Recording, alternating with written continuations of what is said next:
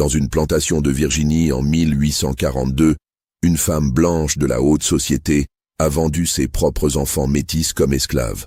Ce que les documents révèlent sur son identité et ses motivations va bien au-delà de ce que l'histoire officielle a jamais osé raconter. Abonnez-vous à cette chaîne et commentez de quelle ville vous nous écoutez. Votre soutien nous permet de continuer à déterrer ces histoires que le temps voulait enterrer. L'été de 1842 fut particulièrement étouffant dans le comté de Hanover, en Virginie. Les champs de tabac s'étendaient à perte de vue sous un ciel blanc de chaleur, et les routes poussiéreuses serpentaient entre les propriétés où le temps semblait figé dans une hiérarchie aussi rigide que cruelle. C'était une région où les grandes demeures coloniales trônaient au sommet de collines légèrement ondulées, entourées de leurs dépendances, de leurs quartiers d'esclaves et de leurs terres cultivées. Dans ce paysage, la famille Caldwell occupait une position particulière. Ni parmi les plus riches planteurs du comté, ni parmi les petits propriétaires qui peinaient à maintenir leurs exploitations, les Caldwell représentaient cette classe intermédiaire de la société virginienne qui aspirait constamment à s'élever. Leur propriété, connue sous le nom de Riverside Estate, s'étendait sur environ 300 acres le long d'un méandre paresseux de la rivière Pamunkey. La maison principale, construite dans les années 1780, affichait les prétentions architecturales de l'époque coloniale tardive avec ses colonnes blanches et son porche à balustrade. Mais elle montrait déjà les signes d'un entretien négligé et d'une fortune qui ne s'était jamais vraiment matérialisée. Edmund Caldwell, le maître de Riverside Estate, était un homme dans la cinquantaine avancée dont le visage buriné par le soleil et l'alcool trahissait une vie de déceptions accumulées. Il avait hérité de la propriété de son père 20 ans plus tôt, avec l'ambition de la transformer en l'une des plantations les plus prospères de Virginie. Mais Edmund manquait du sens des affaires et de la discipline nécessaire. Il préférait passer ses journées dans son bureau, un verre de whisky à la main, à feuilleter des catalogues de mobilier luxueux qu'il ne pourrait jamais s'offrir et à rêver d'une respectabilité sociale qui lui échappait constamment. Sa femme, Virginie Caldwell, née Hartwell, venait d'une famille autrefois influente de Richmond dont la fortune s'était évaporée pendant la panique financière de 1819. Épousée par Edmund en 1823, alors qu'elle avait 21 ans et lui 34, Virginie avait apporté en dot plus de dettes que d'argent. Mais surtout, un nom qui résonnait encore dans certains cercles de la capitale virginienne. C'était une femme d'une beauté froide et stricte, aux cheveux châtain clair toujours tirés en un chignon serré, aux lèvres minces qui semblaient n'avoir jamais connu le sourire spontané, et aux yeux gris-bleus d'une dureté cristalline. Elle mesurait sa respectabilité sociale à l'aune des invitations qu'elle recevait pour les bals et les réceptions. Et chaque refus, chaque légère indifférence d'une famille plus établie, la blessait comme une lacération profonde. Le couple avait eu 3 enfants légitimes. L'aîné, Edmund Jr., était parti faire des études à l'université de Virginie et ne revenait à Riverside Estate que pour de brèves visites pendant lesquelles il affichait ouvertement son mépris pour la gestion désastreuse de son père. La fille cadette, Catherine, avait été mariée à 18 ans à un marchand de Norfolk, un mariage qui avait coûté à Edmund la majeure partie de ses économies en dot. Le benjamin, Thomas, n'avait que 12 ans en 1842 et grandissait dans une maison où régnait une tension permanente, silencieuse et suffocante. La vie à Riverside Estate suivait les rythmes prévisibles de toutes les plantations de Virginie. Les esclaves, au nombre d'une quarantaine environ, travaillaient dans les champs de tabac de l'aube au crépuscule sous la surveillance de Benjamin Fletcher, un contremaître blanc au caractère brutal qui compensait son manque de compétences agricoles par une cruauté excessive. La maison principale était entretenue par une poignée d'esclaves domestiques qui vaquaient à leurs tâches dans un silence craintif, évitant d'attirer l'attention de leur maîtresse, dont les sautes d'humeur étaient aussi imprévisibles que redoutées. Mais sous cette surface de normalité esclavagiste se cachait un secret qui allait progressivement émerger au cours de l'été 1842. Un secret qui impliquait directement Virginie Caldwell et qui révélait des profondeurs de cruauté que même cette société habituée à la violence systémique de l'esclavage trouvait difficile à concevoir. Ce secret concernait des enfants. Des enfants nés à Riverside Estate, mais dont l'existence même était niée, effacée, transformée en marchandise. Tout commença véritablement à se dévoiler le 23 juillet 1842, lorsqu'un marchand itinérant nommé Joshua Pemberton arriva à la plantation avec sa charrette remplie de tissus, de rubans et de divers articles. Pemberton, un homme d'une cinquantaine d'années au visage hâlé et aux manières affables, connaissait pratiquement toutes les familles du comté de Hanover. Son commerce lui donnait accès à des informations que peu d'autres possédaient, et il avait développé au fil des années une mémoire exceptionnelle pour les visages, les noms et les liens familiaux complexes qui tissaient la société virginienne. Alors qu'il présentait ses marchandises à Virginie Caldwell sur le porche de la maison principale, son regard fut attiré par une jeune esclave d'environ 14 ans qui transportait un panier de linge. La fille avait une apparence qui le fit s'arrêter net au milieu de sa phrase. Sa peau était d'un brun doré clair, ses cheveux formaient des boucles souples, et surtout, ses traits du visage présentaient une ressemblance troublante avec ceux de Virginie Caldwell elle-même. Les mêmes pommettes hautes et anguleuses, la même forme des yeux, le même nez fin et droit. C'était comme voir une version plus jeune et plus sombre de la maîtresse de maison. Pemberton était un homme d'affaires prudent qui avait appris à garder ses observations pour lui-même, surtout dans le Sud, d'avant la guerre civile, où les questions raciales étaient aussi explosives qu'un baril de poudre. Il détourna rapidement son regard et continua sa présentation. Mais l'image de la jeune fille s'était gravée dans son esprit. Quelque chose dans cette ressemblance le troublait profondément. Non pas parce que les relations entre maîtres blancs et esclaves étaient rares, elles étaient au contraire tristement communes, mais parce qu'il avait rarement vu une ressemblance aussi frappante, et surtout entre une esclave et une femme blanche plutôt qu'un homme blanc. Virginie avait remarqué le regard du marchand. Ses yeux gris-bleus s'étaient rétrécis imperceptiblement, et sa voix avait pris une tonalité glaciale lorsqu'elle avait congédié la jeune esclave d'un geste brusque. La fille avait disparu immédiatement, marchant rapidement vers les quartiers des esclaves sans lever les yeux. Pemberton avait conclu sa transaction aussi vite que possible, refusant l'habituelle invitation à prendre un rafraîchissement, et avait quitté Riverside Estate avec un sentiment de malaise qu'il ne parvenait pas à définir clairement. Pemberton fit ensuite un arrêt chez les Thornbury, une famille de planteurs qui possédait une propriété voisine à environ 10 miles de Riverside Estate. Martha Thornbury, la matriarche de 65 ans, était connue pour sa langue acérée et sa mémoire encyclopédique des scandales et des secrets de la région. Lorsque Pemberton mentionna de manière anodine sa visite chez les Caldwell, Martha Thornbury laissa échapper un ricanement amer. « Ah, les Caldwell !» dit-elle en sirotant son thé glacé sur sa véranda ombragée. « Cette pauvre famille qui se croit au-dessus de sa condition. » Virginie Caldwell, avec ses grands airs et ses prétentions, comme si son nom de jeune fille pouvait effacer la réalité de sa situation actuelle. Pemberton, sentant qu'il y avait quelque chose de plus derrière ses paroles, posa une question apparemment innocente sur les esclaves de Riverside Estate. Martha Thornbury le regarda avec un sourire entendu qui ne montait pas jusqu'à ses yeux. « Vous avez remarqué quelque chose d'intéressant lors de votre visite, monsieur Pemberton? Une jeune fille, peut-être, avec un certain air de famille. » Le marchand hésita. Martha Thornbury n'attendit pas sa réponse. « Il y a des rumeurs, monsieur Pemberton, des rumeurs qui circulent depuis des années dans ce comté. Des rumeurs sur Virginie Caldwell et certains de ses esclaves. Des rumeurs sur des enfants qui naissent à Riverside Estate et qui disparaissent mystérieusement, ou qui grandissent dans les quartiers des esclaves avec des visages qui racontent des histoires que personne n'ose prononcer à voix haute. » Elle marqua une pause, son regard fixé sur l'horizon où les champs de coton ondulaient sous la brise.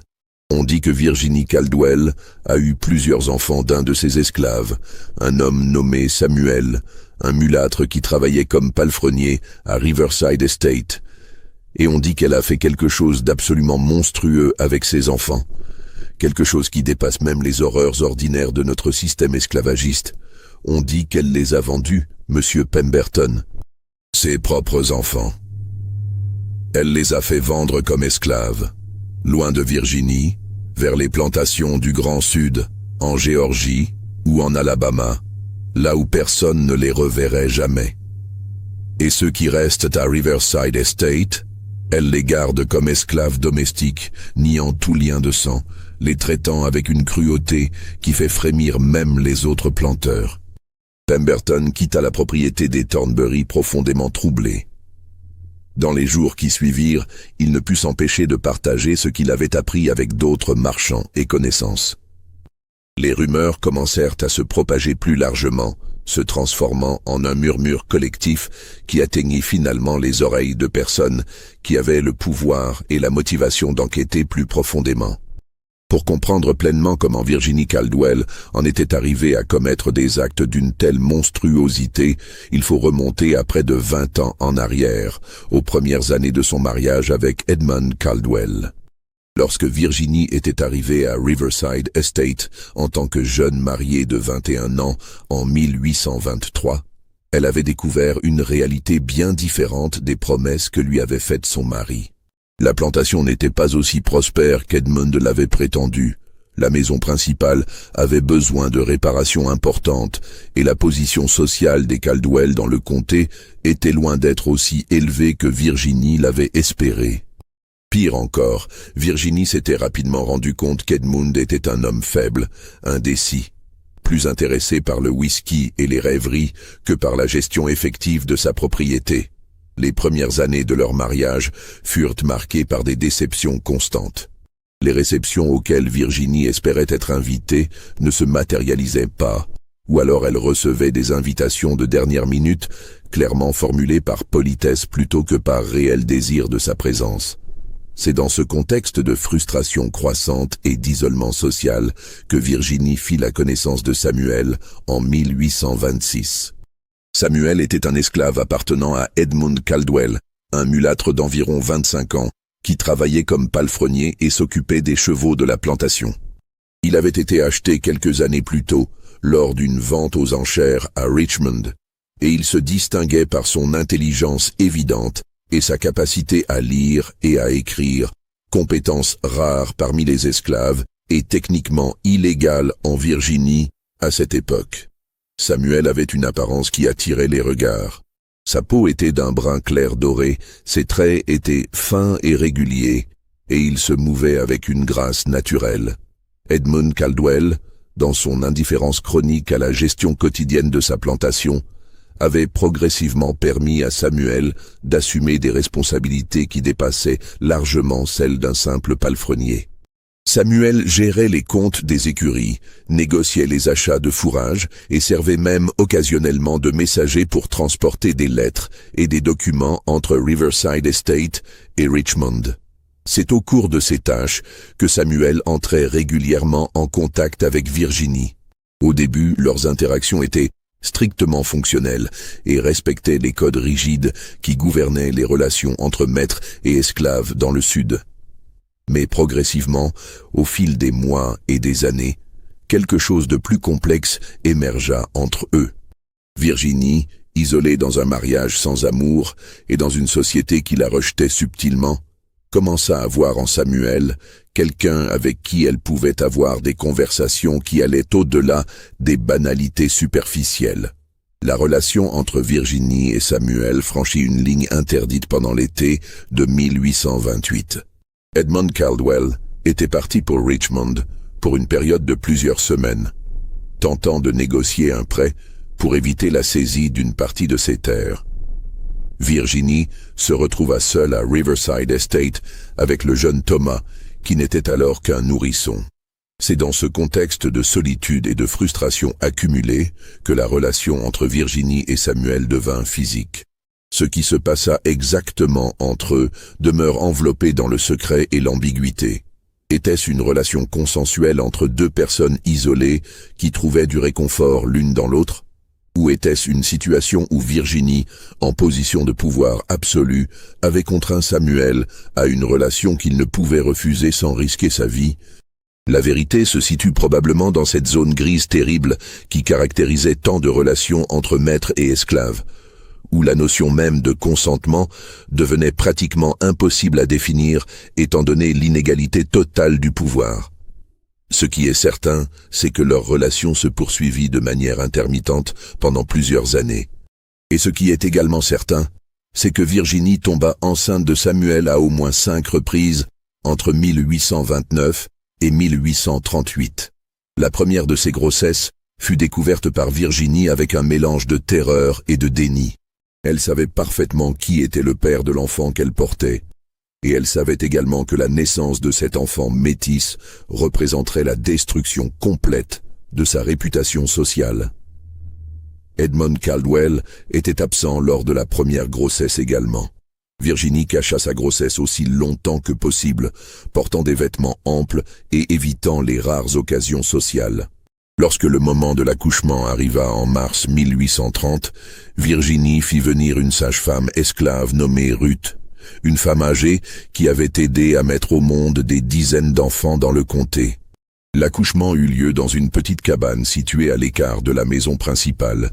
Et lorsque l'enfant naquit, une petite fille à la peau clairement métisse, Virginie regarda le nourrisson avec une expression que Ruth décrirait plus tard comme un mélange d'horreur et de haine glaciale. Ce qui se passa ensuite fut le début d'un schéma qui se répéterait plusieurs fois. Virginie garda l'enfant caché pendant les premières semaines, le faisant nourrir par Ruth et d'autres femmes esclaves. Puis, lorsque Edmund revint à Riverside Estate, Virginie lui présenta l'enfant comme la fille d'une esclave décédée en couche, une orpheline que Virginie avait décidé, dans un supposé geste de charité chrétienne, de garder pour être élevée comme esclave domestique. Edmund, dans son indifférence caractéristique, accepta cette explication sans poser de questions. L'enfant, que Virginie nomma simplement Lucie sans lui donner de nom de famille, fut donc élevé dans les quartiers des esclaves, destiné dès sa naissance à une vie de servitude. Les grossesses suivantes se déroulèrent selon un schéma similaire. Il y eut en tout 5 enfants nés de la relation entre Virginie et Samuel. Lucie en 1830, un garçon nommé Jacob en 1832, une autre fille nommée Sarah en 1834, un garçon nommé Daniel en 1836, et finalement une dernière fille nommée Rebecca en 1838. À mesure que ces enfants grandissaient dans les quartiers des esclaves de Riverside Estate, leur ressemblance avec Virginie Caldwell devenait de plus en plus évidente pour quiconque les regardait avec attention. C'était particulièrement frappant chez les filles Lucie et Sarah, qui avaient hérité des traits distinctifs de leur mère, les pommettes hautes, la forme du nez, la structure du visage. Samuel, le père de ces enfants, était parfaitement conscient de leur existence et de leur véritable identité. Mais il était piégé dans une situation impossible. Il ne pouvait reconnaître publiquement ses enfants comme les siens sans se condamner à mort. En Virginie, une relation sexuelle entre un homme noir et une femme blanche était considérée comme un crime capital punissable par la pendaison. Alors Samuel observait de loin, voyant ses fils et ses filles grandir dans l'esclavage, sachant qu'ils étaient sa chair et son sang, mais incapable de leur offrir la moindre protection paternelle. Virginie, de son côté, traitait ses enfants avec une froideur qui glaçait le sang de ceux qui en étaient témoins. Elle ne leur montrait aucune affection maternelle. Au contraire, elle semblait éprouver pour eux une aversion presque viscérale. Elle les appelait par leurs prénoms avec un ton cassant, leur donnait les tâches les plus humiliantes et ne tolérait aucune erreur de leur part. Mais le secret le plus sombre, celui qui commencerait à émerger pendant l'été de 1842, concernait le destin de certains de ses enfants. Car si Lucie, alors âgée de 12 ans, et Sarah, âgée de 8 ans, étaient encore présentes à Riverside Estate, les 3 autres enfants, Jacob, Daniel et Rebecca, avaient mystérieusement disparu au fil des années. Un avocat de Richmond, nommé Harrison Blackwell, qui avait des connexions avec plusieurs sociétés abolitionnistes du Nord et qui collectait secrètement des informations sur les abus du système esclavagiste, entendit parler des rumeurs concernant Virginie Caldwell. Intrigué et horrifié, Blackwell commença à mener sa propre enquête discrète. Blackwell était un homme dans la quarantaine, aux cheveux grisonnants et au regard perçant derrière ses lunettes à monture métallique. Il avait grandi dans une famille de planteurs, mais avait développé au fil des années une opposition morale à l'esclavage. Il menait son militantisme dans l'ombre, collectant des témoignages, documentant des abus et transmettant ses informations aux abolitionnistes du Nord. Blackwell commença son enquête en consultant les registres publics du comté de Hanover concernant les transactions d'esclaves. Après plusieurs semaines de recherche, il découvrit 3 transactions qui éveillèrent immédiatement son attention. La première, datée du 23 août 1837, documentait la vente d'un garçon esclave de 5 ans nommé Jacob, décrit comme mulâtre, par Edmund Caldwell à un marchand d'esclaves de Richmond nommé Silas Compton. Le prix de vente était de $350, une somme substantielle pour un enfant aussi jeune. La deuxième transaction, datée du 15 juin 1840, concernait un garçon de 4 ans nommé Daniel, vendu au même marchand Silas Compton pour $400. La troisième transaction, datée du 3 mars 1841, documentait la vente d'une fillette de 3 ans nommée Rebecca, vendue cette fois à un marchand différent, Augustus Finch, pour $280. Ce qui rendait ces transactions particulièrement suspectes, c'étaient plusieurs détails inhabituels. Premièrement, les 3 enfants étaient décrits comme mulâtres. Deuxièmement, les prix de vente étaient relativement élevés pour des enfants aussi jeunes qui ne pouvaient pas encore effectuer de travail productif significatif. Troisièmement, les transactions étaient toutes signées non pas par Edmund Caldwell lui-même, mais par un représentant légal agissant en son nom, un certain Horace Whitfield, avocat à Richmond. Blackwell connaissait Whitfield de réputation. C'était un avocat spécialisé dans les affaires délicates, les transactions que les familles respectables voulaient garder discrètes. Le fait qu'il soit impliqué dans ces ventes d'enfants esclaves suggérait qu'il y avait quelque chose que les Caldwell voulaient absolument garder secret. Blackwell décida de prendre un risque calculé. Il contacta discrètement Silas Compton, le marchand d'esclaves qui avait acheté 2 des 3 enfants. Compton opérait depuis un entrepôt sinistre près des docks de Richmond. C'était un homme corpulent, au visage rubicond, aux mains épaisses et aux yeux froids. Blackwell se présenta à Compton sous un prétexte mensonger, prétendant être un planteur du Kentucky, intéressé par l'achat d'esclaves domestiques jeunes. Au cours de leur conversation, il amena habilement le sujet sur les enfants mulâtres. Compton, voyant une opportunité commerciale, se fit plus loquace qu'il ne l'aurait probablement dû. « Les mulâtres sont toujours demandés », dit Compton en versant à Blackwell un verre de whisky dans son bureau poussiéreux. « J'ai eu quelques spécimens particulièrement intéressants au fil des ans. Il y a quelques années, j'ai acheté 2 garçons d'une plantation du comté de Hanover. Des enfants magnifiques, peau claire, très fins. Je les ai revendus avec un bon profit à des plantations en Alabama. » « Du comté de Hanover, vous dites ?» demanda Blackwell. « De quelle plantation provenait-il » Compton hésita un instant. Mais le whisky et l'appât d'une vente potentielle eurent raison de sa prudence. Riverside Estate, propriété d'un certain Edmund Caldwell. Mais c'est sa femme qui était derrière les ventes, j'en suis certain. Les transactions étaient gérées par cet avocat, Whitfield, mais j'ai rencontré Madame Caldwell une fois, quand elle est venue à Richmond pour finaliser les détails de la seconde vente. Elle est venue elle-même. C'est inhabituel. Compton eut un sourire entendu. Cette dame avait l'air déterminée à s'assurer que ses enfants soient envoyés loin, très loin de Virginie. Elle a même payé un supplément pour que je garantisse qu'ils seraient vendus dans le Grand Sud, en Géorgie ou en Alabama, et qu'ils ne reviendraient jamais dans cette région. Elle m'a fait signer un document à cet effet. Compton se pencha en avant, sa voix baissant jusqu'à un murmure. Je ne pose pas de questions, monsieur. Ce n'est pas bon pour les affaires. Mais j'ai des yeux. Ces enfants, ils avaient une ressemblance frappante avec Madame Caldwell elle-même. Même couleur d'yeux, même trait du visage. Blackwell quitta l'entrepôt de Compton avec une nausée au creux de l'estomac, mais aussi avec des informations cruciales. Il avait maintenant la confirmation que Virginie Caldwell avait personnellement orchestré la vente de ses enfants, qu'elle avait pris des mesures extraordinaires pour s'assurer qu'ils soient envoyés loin de Virginie.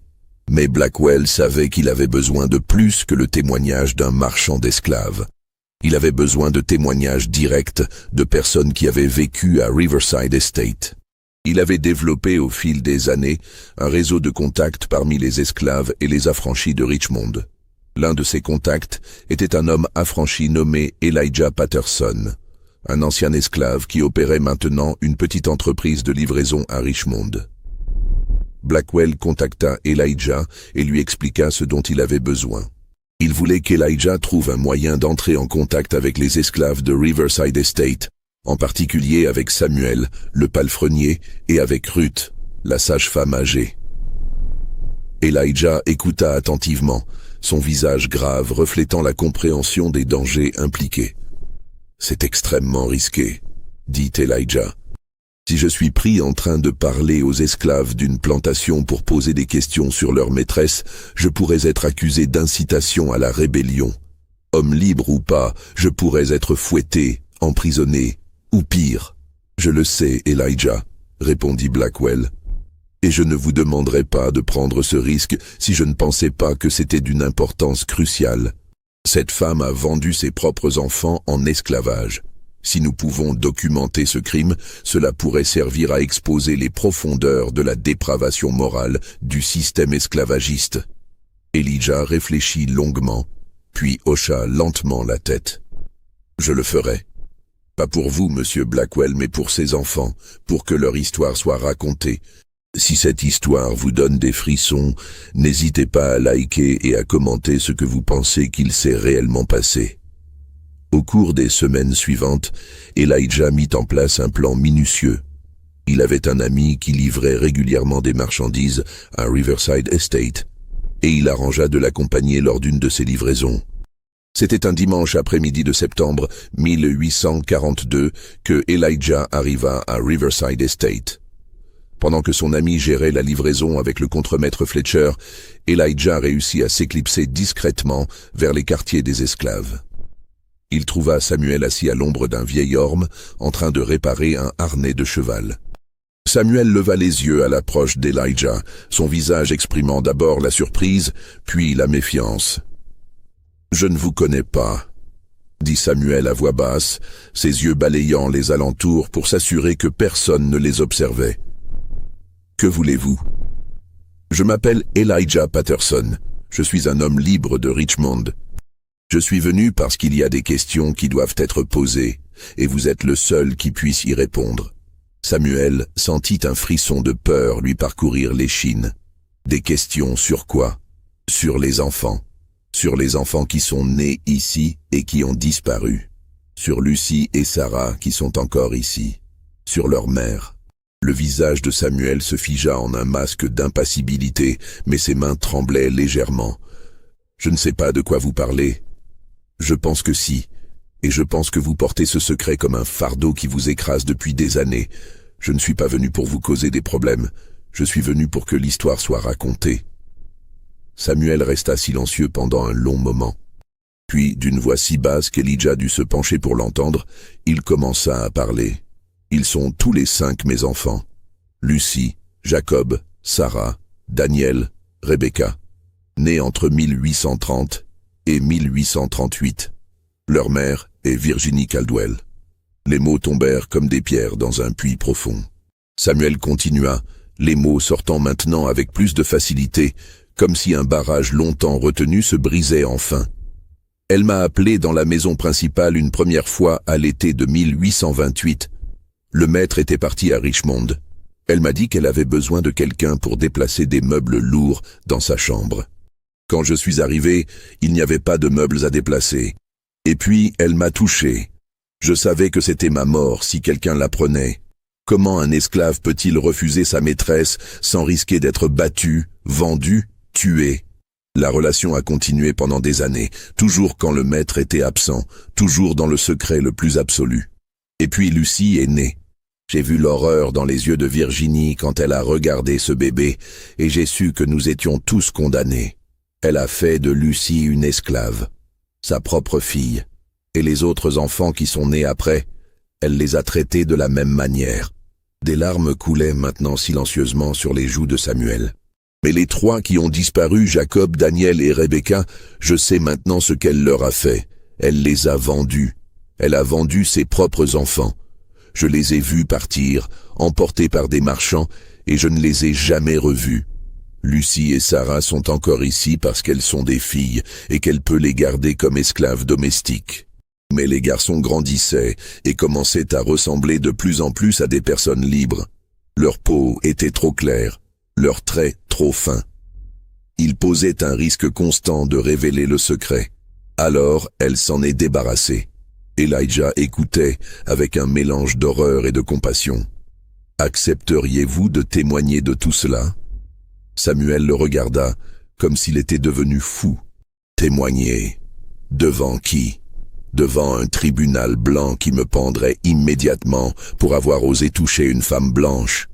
Ma parole ne vaut rien contre celle d'une femme blanche. » Avant qu'Elijah puisse répondre, ils entendirent des pas qui approchaient.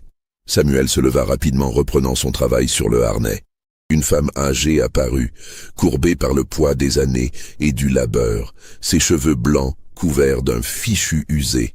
C'était Ruth, la sage-femme. Ruth regarda Elijah avec des yeux perçants. « Vous êtes celui qui pose des questions sur les enfants. Samuel vous a dit la vérité. J'ai mis ces 5 enfants au monde, tous les 5. J'ai vu Madame Caldwell les regarder avec une haine que je n'avais jamais vue dans les yeux d'une mère auparavant. Vous accepteriez de témoigner ?» demanda Elijah avec espoir. Ruth eut un rire amer. « Je suis une vieille femme. Je n'ai plus grand-chose à perdre. Mais mon témoignage ne changerait rien. Les maîtres blancs protègent toujours les leurs, peu importe les crimes qu'ils commettent. Mais si vous pouvez trouver un moyen de me faire sortir d'ici, de me conduire quelque part en sécurité, je parlerai. » C'était un moment décisif. Elijah savait qu'aider une esclave à quitter une plantation sans permission était un crime grave. Mais il promit de trouver un moyen et quitta Riverside Estate peu après. Mais avant que ce plan puisse être mis en œuvre, les événements à Riverside Estate prirent une tournure dramatique. Le contremaître Benjamin Fletcher, qui avait toujours été un homme brutal et suspicieux, avait remarqué les conversations discrètes entre Samuel et d'autres esclaves. Le 28 septembre 1842, Fletcher surprit Samuel, en train de parler à voix basse avec Lucie dans les écuries. Il ne put entendre exactement ce qui se disait, mais il vit Samuel toucher doucement les cheveux de la jeune fille, dans un geste qui lui parut trop affectueux.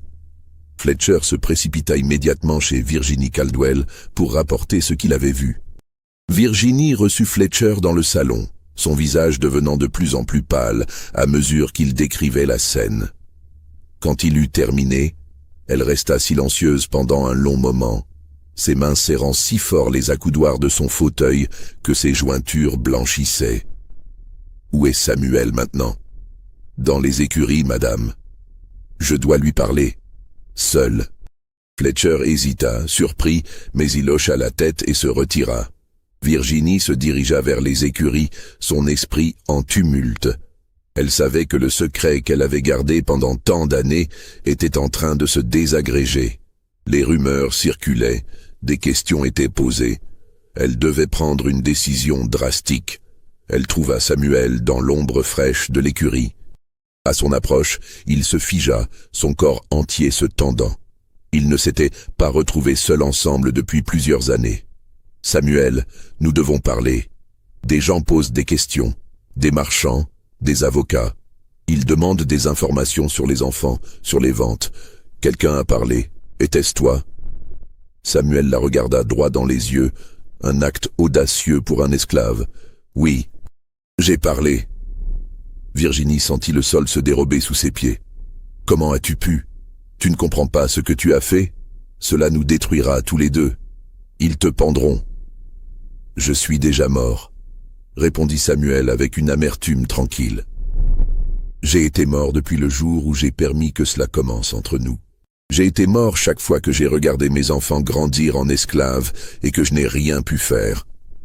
J'ai été mort le jour où Jacob a été emporté, puis Daniel, puis Rebecca.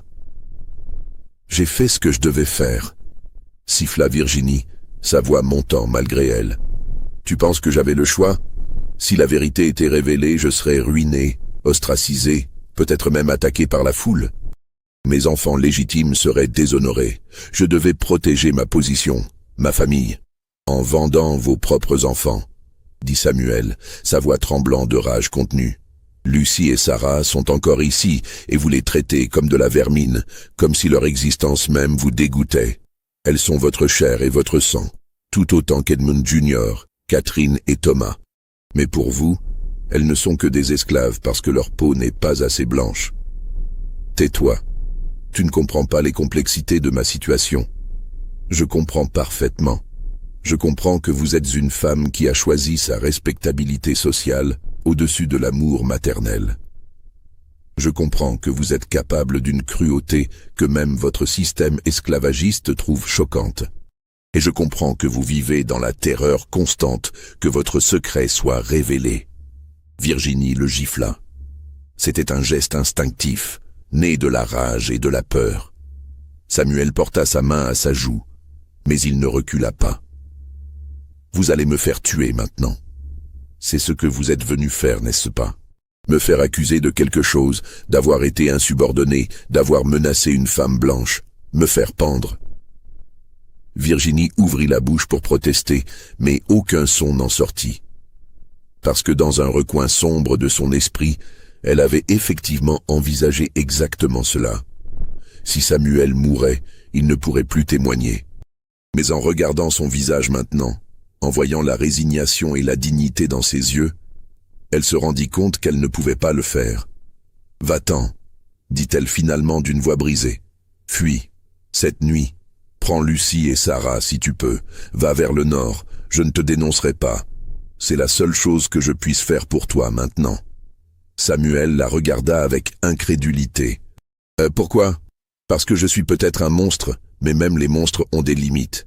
Va-t'en avant que je change d'avis. » Samuel hésita, puis il hocha la tête et partit rapidement. Virginie resta seule dans l'écurie, ses jambes tremblant si violemment qu'elle dut s'appuyer contre une stalle. Elle venait de commettre un acte qui pourrait la détruire.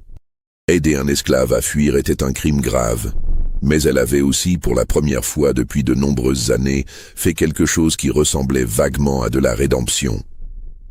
Cette nuit-là, sous le couvert de l'obscurité, Samuel quitta Riverside Estate. Il réussit à emmener Lucie avec lui, mais Sarah était dans la maison principale et il n'y avait aucun moyen de la rejoindre sans risquer d'être découvert. Ce fut une décision déchirante, abandonner une de ses filles, mais Samuel savait qu'il devait sauver au moins celle qu'il pouvait. Ils partirent vers le nord, suivant les routes secrètes du chemin de fer clandestin. Le lendemain matin, lorsque la disparition de Samuel et Lucie fut découverte, Riverside Estate explosa en chaos. Fletcher voulait immédiatement organiser une chasse avec des chiens. Edmund Caldwell, tiré de son habituelle torpeur alcoolisée, ordonnait et contre-ordonnait dans une confusion totale. Mais Virginie intervint avec une fermeté étonnante. « Non, il n'y aura pas de chasse. Samuel et Lucie sont partis. Laissez-les partir. » « Mais, madame, protesta Fletcher, ce sont des esclaves fugitifs. J'ai dit non. Considérez-les comme perdus. Nous ne dépenserons pas d'argent pour les poursuivre. » Edmund, perplexe mais trop fatigué pour argumenter, acquiesça faiblement. Et ainsi, Samuel et Lucie eurent une chance de s'échapper. Harrison Blackwell, ayant appris la fuite de Samuel, réalisa que son témoin clé était maintenant inaccessible. Il décida de presser Ruth de témoigner. Lors d'une foire agricole début octobre, le plan se déroula comme prévu. Au milieu de la confusion de la foire, Elijah réussit à faire sortir Ruth. Elle fut conduite à une maison sûre, gérée par des Quakers sympathisant près de Richmond. où elle put donner son témoignage à Blackwell. Ce témoignage, consigné sur papier au cours de plusieurs sessions pendant les 2 premières semaines d'octobre, était d'une précision dévastatrice. Ruth décrivait en détail chacune des 5 naissances, les circonstances entourant chaque accouchement, les réactions de Virginie face à chaque nouveau-né métis. Elle racontait comment Virginie avait ordonné que les naissances soient gardées secrètes, comment elle avait présenté les enfants comme des orphelins, comment elle les avait traités avec une froideur qui glaçait le sang. Ruth témoignait également des ventes. Elle avait été présente lorsque Jacob avait été emmené, un petit garçon de 5 ans qui pleurait en appelant sa mère. Elle avait vu Daniel partir, puis Rebecca, chacun d'eux trop jeunes pour vraiment comprendre ce qui leur arrivait. À la fin octobre 1842, un incendie éclata à Riverside Estate. Il commença dans les écuries, exactement là où Virginie et Samuel avaient eu leur dernière conversation. Le feu se propagea rapidement, et avant qu'on puisse le maîtriser, les écuries étaient complètement détruites et une partie de la maison principale avait également été endommagée. Personne ne fut tué, mais les dégâts matériels étaient considérables. Edmund Caldwell, déjà financièrement fragile, fut complètement ruiné. Il dut emprunter à des taux usuraires pour tenter de reconstruire. Mais c'était peine perdue. Les créanciers commencèrent à se manifester, exigeant le remboursement de dettes accumulées. En février 1843, Riverside Estate fut mise en vente forcée. La propriété, la maison, les terres et tous les esclaves restants furent vendus aux enchères. C'est lors de cette vente que le destin de Sarah fut scellé. Elle fut achetée par un planteur de Caroline du Nord et emmenée loin de Virginie. Edmund et Virginie Caldwell furent complètement ruinés. Ils durent quitter Riverside Estate et se retirer dans une petite maison louée à Richmond, vivant de la charité limitée de parents éloignés. Edmund sombra encore plus profondément dans l'alcoolisme et mourut en 1845. Virginie lui survécut, vivant dans une pauvreté relative et dans un isolement social presque total. Les années qui suivirent la chute de Riverside Estate virent la dispersion complète de tous ceux qui avaient été impliqués dans cette histoire tragique. Samuel et Lucy réussirent à atteindre la Pennsylvanie, où ils s'établirent dans une communauté de fugitifs et d'affranchis près de Philadelphie. Samuel trouva du travail comme palefrenier, cette fois en tant qu'homme libre recevant un salaire. Lucy grandit dans cette communauté, reçut une éducation et devint plus tard institutrice. Mais Samuel ne se remit jamais vraiment du traumatisme de ce qu'il avait vécu. Il portait le poids écrasant de la culpabilité pour les enfants qu'il avait dû abandonner, Jacob, Daniel, Rebecca et Sarah. Il passa le reste de sa vie à essayer de les retrouver, écrivant des lettres aux sociétés abolitionnistes, consultant les registres d'esclaves fugitifs. Mais c'était comme chercher des fantômes. Les enfants avaient été vendus sous de faux noms, leurs origines effacées. Ils avaient disparu dans le vaste système de l'esclavage sudiste. Samuel mourut en 1858, quelques années avant le début de la guerre civile. Lucy était à son chevet quand il partit, tenant sa main alors qu'il murmurait les noms de ses autres enfants comme une litanie, une prière, un acte final de mémoire et d'amour paternel. Ruth vécut le reste de ses jours dans la communauté Quaker qui l'avait accueillie. Elle ne retourna jamais en Virginie et ne revit jamais aucun des enfants qu'elle avait aidé à mettre au monde. Elle mourut paisiblement en 1851. Harrison Blackwell finalisa son document sur l'affaire Caldwell et le publia en 1843 sous le titre « Une mère esclavagiste, récit véridique d'une dame virginienne qui vendit ses propres enfants métis en esclavage ». Le pamphlet circula largement dans les cercles abolitionnistes du Nord et provoqua une onde de choc. Certains le considéraient comme une propagande exagérée, refusant de croire qu'une mère pourrait commettre de tels actes. D'autres le voyaient comme la preuve ultime de la corruption morale totale que l'esclavage produisait. Blackwell reçut des menaces de mort de sympathisants sudistes et dut quitter Richmond pour s'installer dans le Massachusetts, où il continua son travail abolitionniste jusqu'à la guerre civile. Il mourut en 1869, ayant vécu assez longtemps pour voir l'esclavage aboli. Quant à Virginie Caldwell, elle vécut jusqu'en 1866, survivant à la guerre civile qui détruisit le monde qu'elle avait connu. Elle passa ses dernières années dans une pauvreté croissante, vivant seule dans une chambre minuscule d'une pension de Richmond. Ses enfants légitimes avaient rompu tout contact avec elle, humiliés par les scandales et les rumeurs. Il existe un dernier document lié à cette histoire, une lettre écrite par Virginie quelques semaines avant sa mort, en janvier 1866. Cette lettre fut découverte après son décès parmi ses rares possessions. Dans cette lettre, adressée à personne en particulier, Virginie écrivait dans une écriture tremblante « Je sais ce que l'histoire dira de moi. On dira que j'étais un monstre, une femme qui a vendu ses propres enfants. Et peut-être que c'est vrai. Mais je veux que quelqu'un comprenne que j'étais aussi une victime de ce système terrible. J'étais une femme piégée dans un monde où ma valeur dépendait entièrement de ma respectabilité, où un seul faux pas pouvait me détruire complètement. J'ai fait des choix monstrueux pour protéger ma position et ces choix m'ont hanté chaque jour depuis. Je pense à eux constamment. Jacob, Daniel, Rebecca. Je me demande où ils sont, s'ils sont encore en vie. Je me demande si Lucie a survécu à sa fuite, si Sarah est encore quelque part en Caroline du Nord. Je me demande s'ils me haïssent, et je sais qu'ils en ont le droit. Je ne cherche pas le pardon, je ne le mérite pas. Je veux seulement que quelqu'un sache que je me souviens d'eux, que je porte leurs souvenirs comme une pierre autour de mon cou. Le système esclavagiste détruit tout ce qu'il touche. Il détruit les esclaves, évidemment, mais il détruit aussi les maîtres. Il nous transforme en monstres, en créatures capables d'actes que nous n'aurions jamais imaginé pouvoir commettre. Il nous vole notre humanité tout en nous donnant l'illusion de la supériorité. Et à la fin, nous sommes tous perdus. Cette lettre offre un aperçu rare de l'esprit tourmenté de Virginie Caldwell dans ses derniers jours. Elle ne cherchait pas vraiment à s'excuser ou à demander pardon. Comment pourrait-on se pardonner d'avoir vendu ses propres enfants? Au lieu de cela, elle tentait d'expliquer, de contextualiser, de faire comprendre les pressions qui l'avaient poussée à faire ce qu'elle avait fait.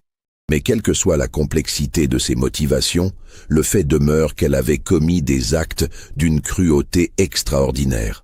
Elle avait donné naissance à 5 enfants et les avait tous condamnés à l'esclavage. 3 d'entre eux, elle les avait activement vendus, s'assurant qu'ils soient envoyés loin où il ne pourrait jamais révéler son secret. Et que dire du destin final de ces 5 enfants? Lucie, comme nous l'avons vu, réussit à atteindre la liberté avec son père Samuel et construisit une vie dans le Nord. Mais qu'arriva-t-il aux 4 autres? La vérité est que nous ne savons pas avec certitude. Les archives sont fragmentaires, les documents incomplets ou perdus. Jacob, vendu à l'âge de 5 ans en 1837, fut acheté par Silas Compton, puis revendu à une plantation de coton en Alabama. Les registres suggèrent qu'il y travailla comme esclave domestique, puis comme travailleur de champ.